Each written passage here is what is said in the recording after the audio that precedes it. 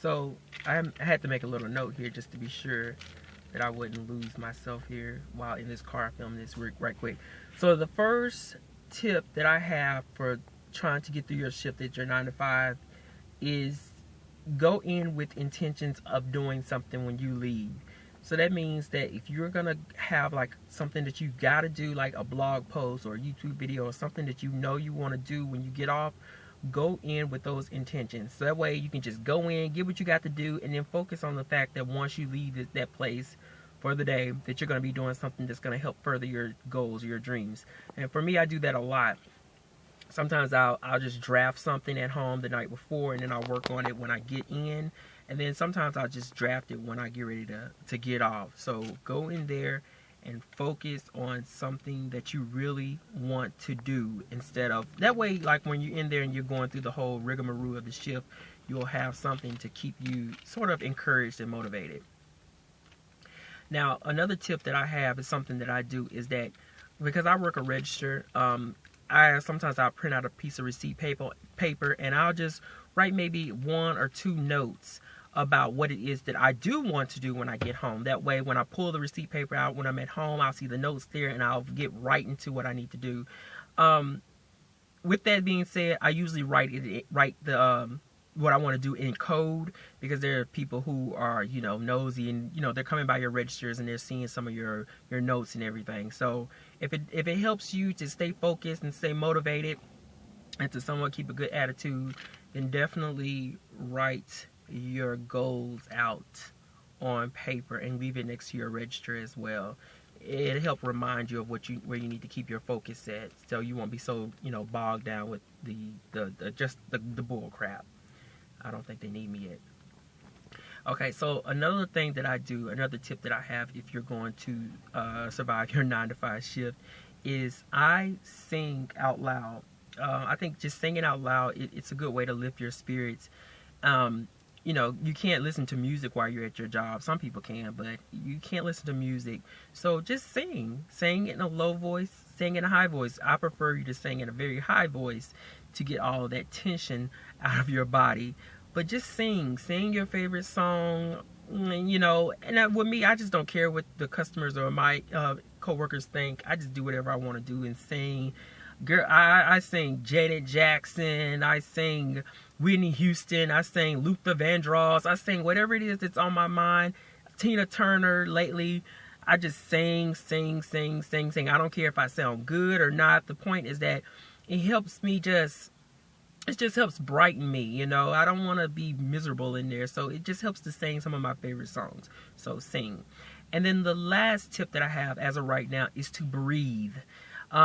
What I will do is, because, when you're working and you're feeling that anxiety or that tension, what I do is I just, through the nose, I'll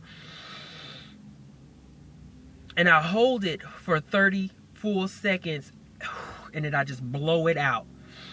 I do maybe that about 4 or 5 times, and it helps so much. It helps decompress that anxiety or that tension in your chest when you're just dealing with the public and just people in general, co-workers, all of that stuff. So learn how to breathe when you're in the workspace.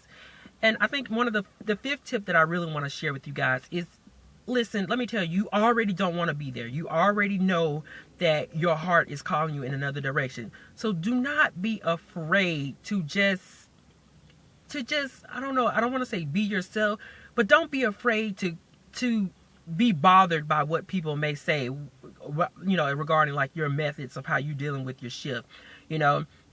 Sometimes when I'm singing, there's customers who are like, "Oh, that's your jam, ain't it?" Like, it's, trying to be funny or whatever. And it's like, what? I'd be like, "Yep, you damn right, it's my jam."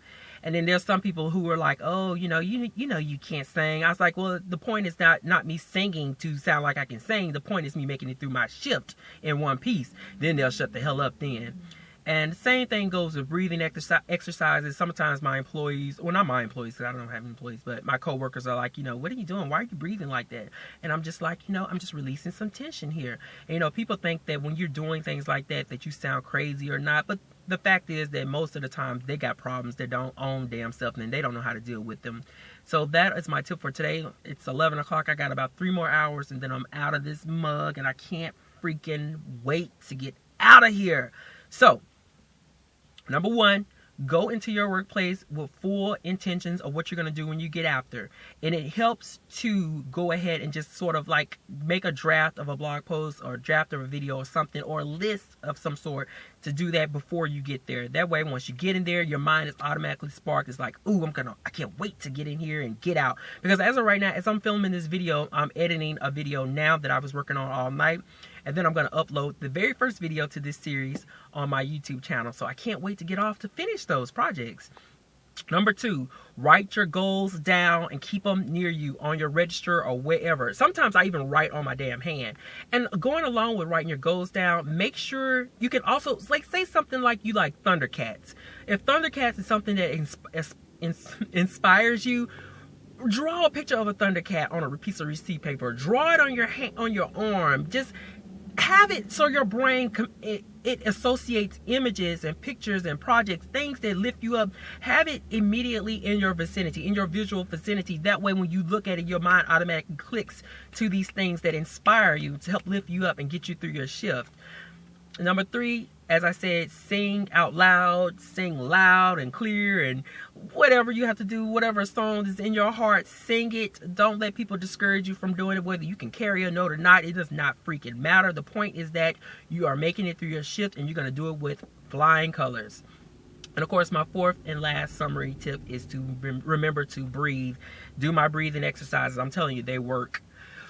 In through the nose, 30 seconds, push out. I have tightness in my chest sometimes, and that always helps. So that's all. Those are my 3 tips right now. I got to get back in here because it's starting to get busy. It's 11 o'clock. Like I said, it's about the lunch hour, and everybody's going to come in here and start acting a damn fool again. And if you have some tips for surviving your 9-to-5 shift, for whatever you work your shift, please leave them in the comment section below, and hopefully I'll have enough time to come back with some more tips. See ya!